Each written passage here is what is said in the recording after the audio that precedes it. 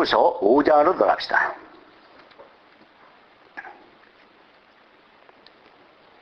삼 절을 보겠습니다. 이렇게 입음은 벗은 자들로 발견되지 않으려 함이라. 여기서 말하는 이 바울이 이렇게 입음은 하는 이 입음은 성도들의 옳은 행실인 생활을 말을 하는 것이 아닙니다.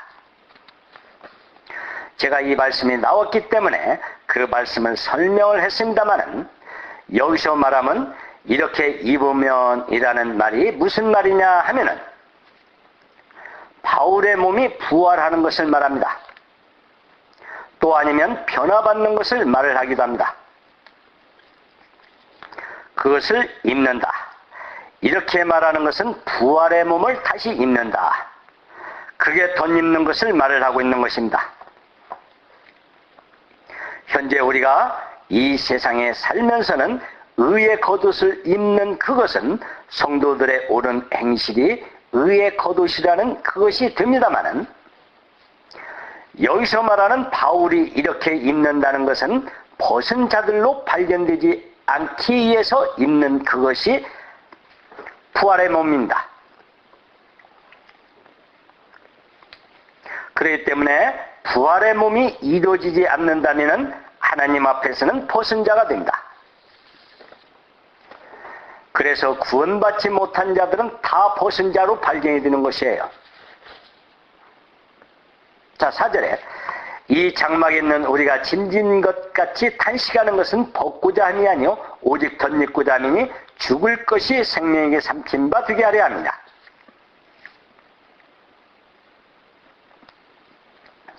참 저는요, 이 성경을 읽으면서 만일 어떤 사람이나 짐승이나 죽음을 삼켜버리는, 그 죽음을 잡아먹어버리는 어떤 존재가 있다고 한번 생각해 봅시다.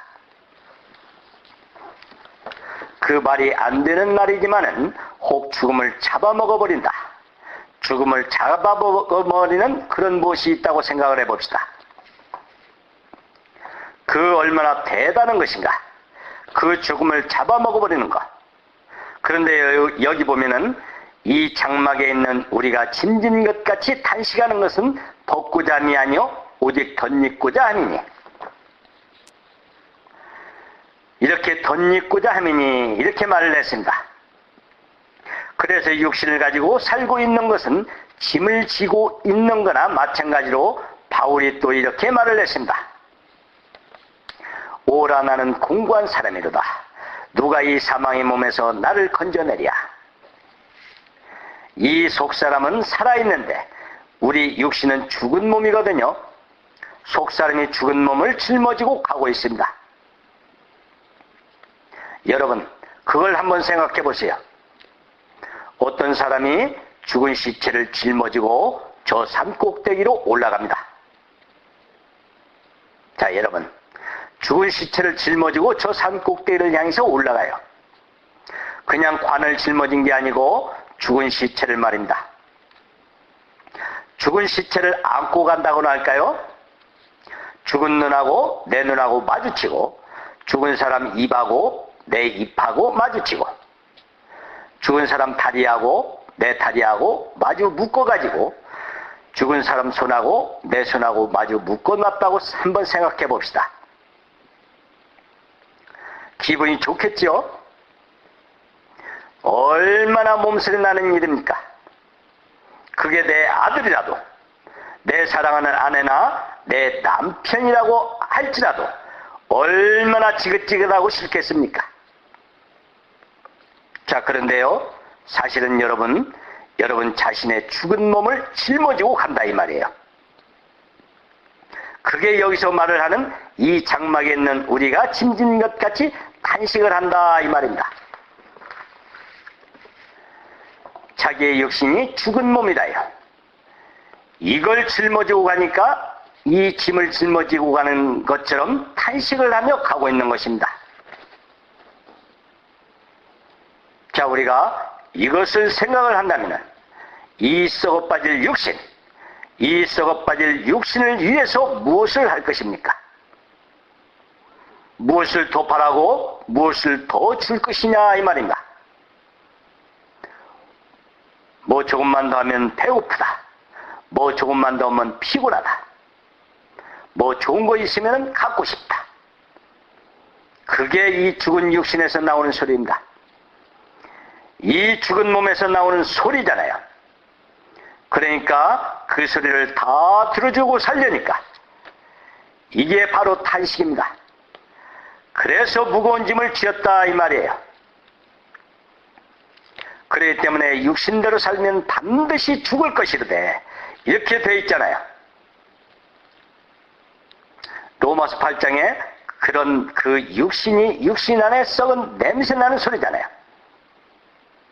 구릿구릿한 냄새나는 썩는 냄새다 이 말입니다. 그러니까 그 소리를 다 들어주며 사는 생활은 그게 죽음이다 이 말입니다. 죽은 소리예요. 육신대로 살면 반드시 죽을 것이르되 그래서 짐진 것 같이 탄식하는 것. 이제 여기서 바울이 말하기를 뭐라고 말을 하였느냐 하면은 그 육신을 떼어내버리고 이 영혼만큼만 쑥 와가지고 천리천지를 돌아다니면서 그렇게 살고 싶다. 그런 말이 아니고 그런 뭐냐 하면은 벗고자 함이 아니요 오직 덧입고자 함이니 죽을 것이 생명에게 삼킨 바 되게 하려 함이니라. 그게 죽을 몸이 부활로 변해버린다 하면은 그 죽음이 그만 생명이라는 것이 와가지고 죽음을 삼켜버린다 이 말입니다. 죽음을 삼켜 먹어버리는 거예요. 그때가 되면은 어떻게 되느냐 하면은 여전히 육신은 육신이지만 이제는 죽는 냄새도 없고 죽는 소리도 없고 썩는 냄새라든지 그런 것이 다 완전히 없어지는 거예요. 이제는 유혹받을 일도 없고 이제는 고통스러운 것도 없고 이제는 괴로운 것도 없고 이제는 탄식도 없고 완전히 그렇게 돼버리는 겁니다. 생명에게 삼켜져 버렸다. 바울은 그렇기 때문에 보이지 않는 것을 바란다 이렇게 말을 했습니다. 여러분, 하나님은 완전하신 분이에요. 아직은 하나의 인간적으로 생각할 때 시간과 공간이 있기 때문에 불완전한 현실에서는 이해할 수 없는 참 불가사의한 일이지만 하나님은 완전하신 분입니다. 하나님은 가장 완전한 그 완전을 향해서 가장 이상적인 것을 향해서 모든 것을 이루어 가시는 하나님이십니다. 그 다음 한번 생각해 보세요. 진정으로 그 하나님을 믿는다면, 그 주님을 참으로 믿는다면 그것은 우리에게 닥쳐올 분명한 사실이다 이 말입니다. 얼마나 놀라운 사실입니까? 얼마나 놀라운 사실이냐 이 말입니다. 사도 바울의 마음속에는 성령 안에서 그게 눈으로 보이는 겁니다. 너무도 확실한 사실이었습니다. 그렇기 때문에 어떤 고통이든지 무엇이든지 바울은 이겨나갈 수가 있는 것입니다. 보이는 현실이 그에게는 안중에도 없는 거예요. 보이는 것을 위해서 살지 않은 거예요. 그러니까 그 바울의 삶이라는 것이 얼마나 확실한 삶을 살 수가 있고 가치 있는 삶을 살아왔느냐 이 말입니다. 우리가 다 구원을 받아서 다 소망이 있는데 다 그렇잖아요. 요즘 구원받은 사람은 관심이 어디에 있느냐 하면은 전부 다 들림받는 데만 있습니다. 들림받는 데 있다는 것을 어떻게 생각을 하느냐 하면은 그냥 환난 세상에 남아있지 않고 들림을 받는다. 이 육신이 그걸 원하는 겁니다. 그것만 오면 된다. 이렇게들 생각들을 합니다. 그러나 그것이 얼마만큼 실질적으로 영광스러운 것이고 죽음이 생명에게 삼켜져 버리고 생명의 옷을 덧입기 때문에 얼마만큼 그것이 영광스럽고 아름다운 것이며 생명적인 것이냐 하는 실질적인 거기에 대한 소망은 그것을 사모하는 것보다는 환난이 무서우니까, 심판이 무서우니까 들림받아버리고 심판에 참여하지 않는다. 거기에 대한 그 개념밖에 없는 것입니다. 그 철학밖에 없는 것이에요. 그것이 얼마나 아름답고 거룩하고 영광스럽고 귀한 것이고 말할 수 없는 자유고 하나님의 그 풍성한 사랑에 품 안에 안기는 것이고, 그렇기 때문에 그걸 몰래 사모하고 간절히 기대하고 그러는 것이 없는 것이에요. 그러나 사도 바울은 안 그랬습니다. 사도 바울은 덧입기를 간절히 사모한다. 그렇기 때문에 그는 참 멋있는 삶을 살아왔고 늠름한 승리할 수 있는 그 삶을 살 수가 있었던 것입니다. 그러한 소망이 있었기 때문에 현실에서 그가 받은 그 사명을 위해서 정말 늠름한 삶을 살 수가 있었고 거룩한 삶을 살아갈 수가 있었던 것입니다. 자, 5절을 보겠습니다. 곧 이것을 우리에게 이루게 하시고 보증으로 성령을 우리에게 주시는 하나님이시다. 그래서 우리에게 보증을 주셨습니다. 자, 로마서 8장을 다시 한번 보겠습니다.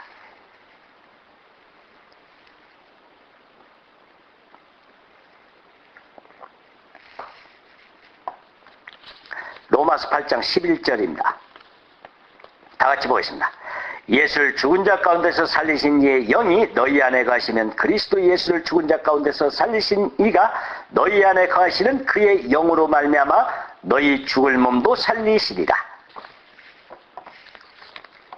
자, 여기에 예수님을 죽은 자 가운데서 어떻게 살리셨느냐 하면은 영이 살리셨습니다.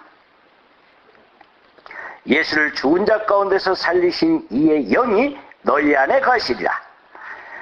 우리가 구원을 받았을 때, 우리가 거듭날 때 받은 영이 무슨 영이냐 하면은 예수님의 부활의 영입니다. 그 부활의 영을 받았습니다. 이것을 좀 생각을 해봐야 돼요.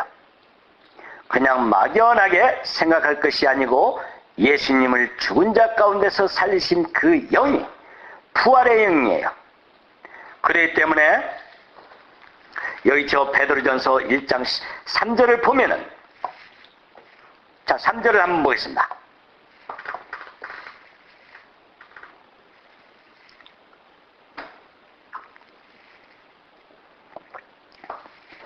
베드로전서 1장 3절입니다.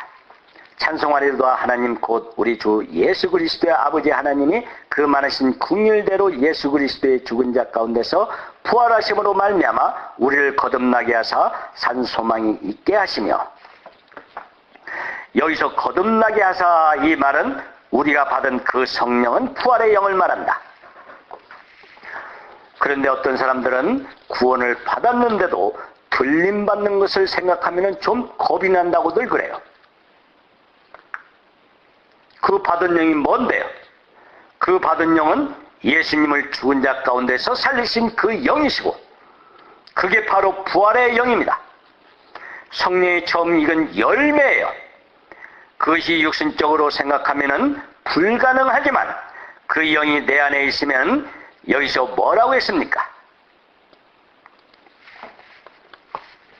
예수를 죽은 자 가운데 살리신 영이 너희 안에 거하시는 그의 영으로 말미암아 너희 죽을 몸도 살리시리라. 그렇게 되어 있잖아요. 영은 두 가지 뜻이 있습니다. 죽을 몸도 살린다는 말은 신앙생활이 죽음의 지배를 받는 육신대로 살면 반드시 죽을 것이로되 죽을 것을 또한 살린다는 그 뜻을 말합니다. 그러나 또 한 걸음 더 나아가서 죽어도 사는 거예요. 내 힘으로 되는 게 아니고 내 육신을 생각하면은 불가능하지만은 예수님을 내 안에 있는 영이 예수님의 부활의 영입니다. 예수님을 죽은 자 가운데서 살리신 그 영이에요. 그 영이 지금 내 안에 있다면은 내가 부활의 몸으로 다시 산다는 게, 그게 뭐가 문제가 돼요? 문제가 될 수가 없잖아요. 또 변화를 받는 거, 그게 왜 문제가 됩니까? 문제가 될 수가 없잖아요. 그래서 여기에 곧 이것을 우리에게 이루게 하시고, 자, 여기 보세요. 보증으로 성령을 우리에게 주시는 하나님이시다. 그 보증이 무슨 보증이냐 하면은 이 죽을 몸이 부활하는 보증이에요. 보증으로 성령을 주셨느니라. 보증으로 성령을 주시는 하나님이시니라. 여기서 바울은 눈으로 보는 것 같이 환한 사실을 말을 하는 것입니다. 얼마나 확실한 것을 말을 하고 있습니까? 6절에 이러므로 우리가 항상 담대하여 몸에 거할 때는 주와 따로 거하는 줄을 아노니 이는 우리가 믿음으로 행하고 보는 것으로 하지 아니함이로라. 좀 이상한 말을 했죠. 이러므로 우리가 항상 담대하다. 여기서 담대가 2번 나오는데요. 몸에 거할 때는 주와 따로 거하는 줄을 알거니와. 자, 여기서 예수님 당시에 예수님 제자들이 예수님과 함께 다녔습니다. 바다에 배 타고도 같이 가고 들판에도 같이 가고 산에도 같이 가고 어느 집에 들어갈 때도 같이 가서 음식도 같이 먹고 누워서 자기도 같이 자고 3년간 예수님과 함께 다녔어요. 그들은 예수님과 함께 다니고 함께 먹고 해도 따로 살았습니다. 왜 따로 살았느냐 하면은 그들 안에는 아직 성령이 오시지를 않았습니다. 성령이 오시지 않으니까 예수님과 같이 다니면서도 동상이몽이란 말과 같이 예수님의 말씀하시는 것을 그들이 이해를 못했고 예수님이 바라는 대로 그들은 살지를 못했습니다. 서로 예수님 따라다니면서 누가 높으냐 싸우기도 하고 또 요한 같은 사람은 사마리아 성을 지나다가 받아주지 않으니까 하늘로부터 불이 내려가지고 불살라버려야 된다고 하고 그런 아주 과격한 소리도 하고 그들은 예수님을 따라다니면서도 많은 문제를 일으켰습니다. 그들은 예수님 육신과 자기들의 육신이 같이 다니면서도 그 안에 성령이 계시지 않았기 때문에 예수님과 따로 살았어요. 그러나 그 이후에 오순절날에 성령이 오신 다음에는 이번에는 그들이 예수님과 육신적으로 또 따로 살았습니다.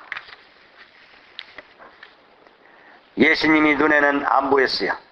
부활하시고 승천하신 다음에는 예수님이 눈에 보이지 않았습니다.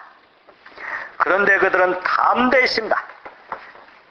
예수님이 성령으로 그들 안에 오셨으니까 비겁하던 사람들이 굉장히 담대하고 우물쭈물하지 않고 높은 사람들 앞에서도 자유롭게 진리를 증거하고 그렇게 할 수가 있었습니다. 핍박을 받든지 말든지 겁나지를 않았던 것입니다. 그래서 육신이 있기 때문에 따로 사는 기분입니다. 지금 우리도 그래요. 우리 안에 성령이 계십니다. 그 성령은 예수님의 영입니다. 구원받은 사람은 예수님의 영이 안에 있습니다마는 우리 마음이 어떠하느냐 하면은 예수님과 따로 있는 것 같습니다. 왜 따로 있는 기분이 드느냐 하면은 바로 육신인 거예요. 이 육신은 항상 예수님과 나 사이를 경계를 짓는 것입니다. 항상 경계를 짓는 거예요. 그래서 바울이 말하기를 이러므로 우리가 항상 담대하여 몸에 거할 때는 주와 따로 거하거니와 이렇게 말을 했잖아요. 주님과 따로 거하지만은 바울은 굉장히 담대하게 삽니다. 굉장히 담대하게 살아왔어요. 주님과 따로 살지만은 굉장히 담대하게 삽니다. 담대하게 산다는 이 말은요, 주님은 부활 승천하셨고 그 후 성령을 보내셔서 바울은 주님을 보고 사는 것이 아니고 주님의 음성을 듣고 사는 것도 아니고 내가 어떤 어려움을 당할 때 주님이 직접 와가지고 붙잡아 주는 것도 아니고 하니까 주님은 따로 있는 것 같이 생각이 듭니다. 그러나 바울의 마음속에는 담대하다 이 말입니다. 따로 살면서도 담대한 생활을 했다 이 말이에요. 핍박을 받든지 공경에 처하든지 어떠한 환경에서도 담대할 수가 있었습니다. 그래서 보이는 것 때문에 사는 게 아니지만 믿음 안에서 성령으로 말미암아 사니까 담대하게 사는 것입니다. 보이지는 않았지만은 그게 우리의 현실이잖아요. 그러니까 문제가 뭐냐면은 왜 담대하지 못합니까?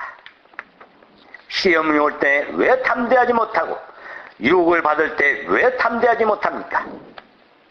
어떤 어려움이 당할 때 왜 담대하지 못하느냐 하면은 믿음이었기 때문에 믿음이 문제입니다. 보이지는 않지만 믿음은 바라는 것들의 실상이요 보지 못하는 것들의 증거라. 그러니까 믿음이라는 것이 열쇠입니다. 믿음으로 사는 것이에요. 그러니까 의인은 믿음으로 말미암아 사느니라 이렇게 되어 있잖아요.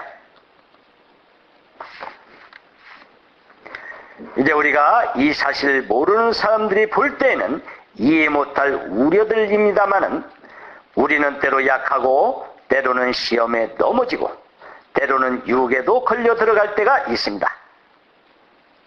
그러나 전혀 구원을 안 받은 사람들보다는 그들이 볼 때 이해를 못할 그러한 삶을 살아가고 있습니다마는 여기서 또 다음 8절이 뭐라고 말을 하느냐면은 우리가 담대하여 원하는 바는 차라리 몸을 떠나 주와 함께 거하는 그것이다.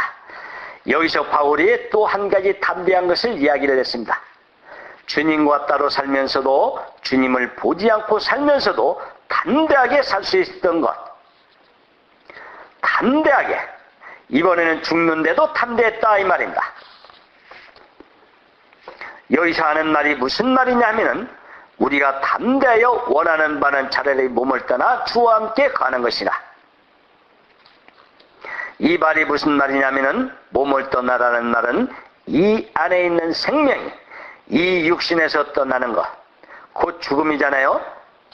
그러니까 바울은 담대하게 죽을 수가 있었다 이 말이에요. 죽음 저 너머 끝이 안 보였습니다. 바울은 그 죽음 앞에 태어날 수가 있었고 그 죽음 앞에 용기가 있을 수가 있었습니다.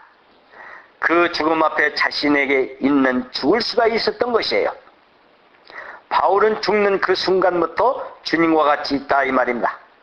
그러니까 또 한 번 담대할 수가 있었던 것입니다. 죽지 않고 살아있을 때에도 주님이 보이지 않지만은 담대하게 움직일 수가 있었고 담대하게 신앙생활을 할 수가 있었습니다. 죽음이 오면은 죽을지라도 담대하게 죽을 수가 있었고 왜? 영혼이 딱 떨어지는 순간에 주님과 함께 있게 되는 거잖아요. 우리가 주님 한편에 있는 강도를 한번 생각해 봅시다. 오늘 너와 함께 낙원에 있으리라. 예수님이 그렇게 말씀하셨잖아요. 그 사도 바울의 마음속에는 사실은 무엇이냐 하면은 이 육신의 구질구질한 것, 탄식이 있는 것, 그걸 떠나지만 즉시 주님을 만나고 주님과 같이 있게 되는데 그걸 마음에 간절히 원한 것입니다. 그러나 그렇다고 원한다고 되는 것은 아니고 죽든지 살든지 담대했다 이 말입니다. 살아도 담대하고 죽어도 담대하고 그러니까 그것이 한 인간으로 세상에 살면서 가장 멋있고 가장 보람있고 가장 힘있는 가장 참된 삶이잖아요. 여러분이 한 인생으로 이 세상에 태어나가지고 정말 그렇게 산다는 것이 인생으로 후회 없이 행복하게 되고 더없이 힘있는 것이 되고 영광스러운 것이 되잖아요. 세상에 파묻혀가지고 구질구질하게 살고 전전긍긍하게 살고 부득부득 떨면서 살고 물질을 그냥 섬기면서 살고 그것에 지배를 받으면서 살면서 맥을 못 추고 유혹이나 시험이 오면은 그냥 빌빌거리고 걱정 태산 같고 그러한 삶이 아니고 살아도 담대하고 죽어도 담대하고 이렇던 저렇던 담대한 삶을 살 수가 있었다. 그것이 얼마나 힘있는 삶입니까? 얼마나 가치 있는 삶이에요. 사도 바울도 굶기도 많이 굶은 사람입니다. 매도 많이 맞은 사람이에요. 고된 일도 굉장히 많이 한 사람입니다. 그는 밤낮으로 수고한 사람이에요. 자기의 쓸 것을 쓰고 동행들의 쓸 것을 밤낮으로 했다고 했습니다. 무엇이 그로 하여금 그렇게 만들 수가 있었느냐 하면은 믿음 안에서 그런 담대한 삶을 살았기 때문에 그렇게 할 수가 있었던 것입니다. 그러다가도 차츰차츰 몸이 늙어가고 겉사람은 후패하나 우리의 속은 날로 새롭도다 한 것처럼 몸이 늙어가고 쇠져가고 할지라도 담대하게 죽을 수가 있는 믿음이 그 안에 있었다 이 말입니다. 이 몸이 떠나면 주님과 함께 있게 되는데 얼마나 바라는 것이냐 하면은 그것을 할 수 있었던 거예요. 우리는 사도 바울의 이 같은 삶을 한번 생각을 해봐야 되겠습니다. 그렇게 살다가 주님 앞에 가면은 어떻겠습니까? 얼마나 칭찬과 영광이 있겠습니까? 바울은 말하기를 내가 선한 싸움을 싸우고 나의 달려갈 길을 다 갔으니 이제 오늘은 나를 위해서 의의 면류관이 준비가 되어 있다. 이렇게 말을 했습니다. 로마서 14장 한번 찾아보세요.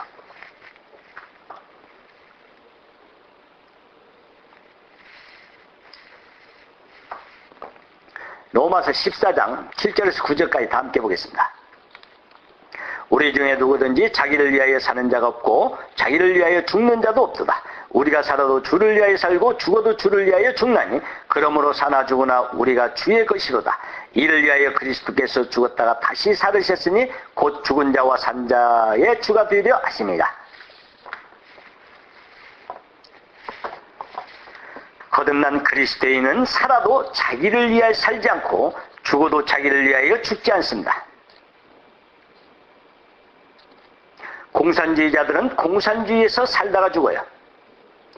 일본 황국 식민은 죽을 때 천황폐하하고 만세하고 죽습니다. 요즘 알카에다를 중심으로 많은 테러 분자들이 많은 사람들 가운데서 자폭을 하는데 그 사람들은 알라신 만세하면서 죽습니다.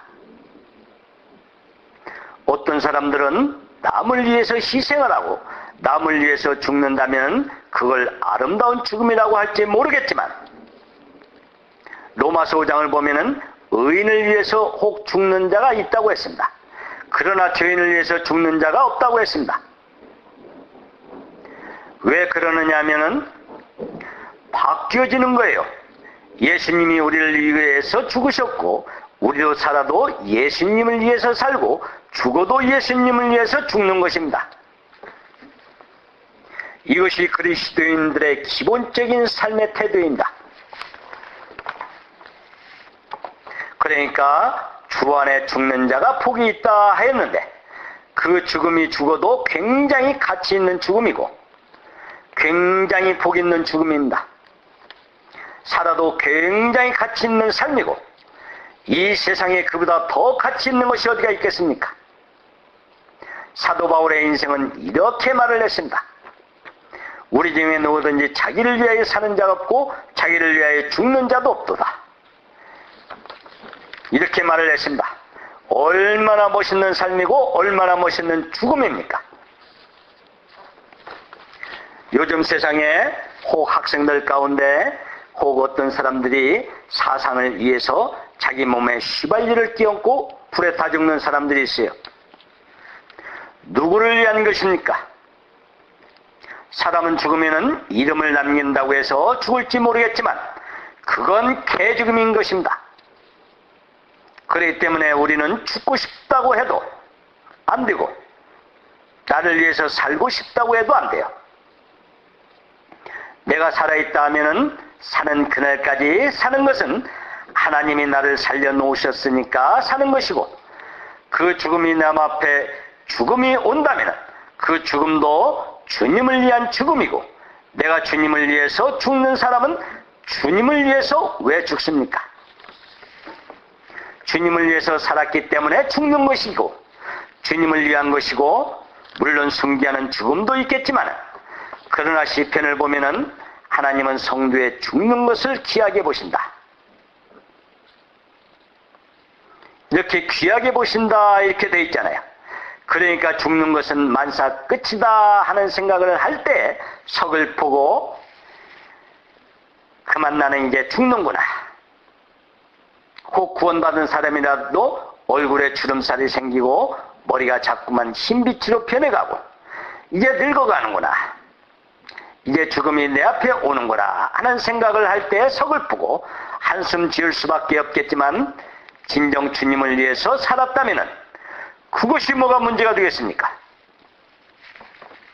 문제가 될 수가 없잖아요. 이를 위하여 그리스도께서 죽었다가 다시 살으셨으니 곧 죽은 자와 산 자의 주가 되게 하려 하심이라. 예수님은요, 살아있을 때도 주님이시고 죽은 자에게도 주님입니다. 그렇기 때문에 바울은 죽은 후에도 자기 주님이니까 살았을 때에도 담대하게 살았고 죽음이 와도 담대하게 죽을 수가 있는 것은 간절히 사모하던 그 주님과 함께 사니까 주님과 함께 있게 되는 것입니다. 그걸 이제 바라는 겁니다. 그러니까 바울이라는 사람은 아무것도 문제가 없는 사람이었어요. 이랬든 저랬든 사도 바울은 문제가 없는 사람으로 살아왔습니다.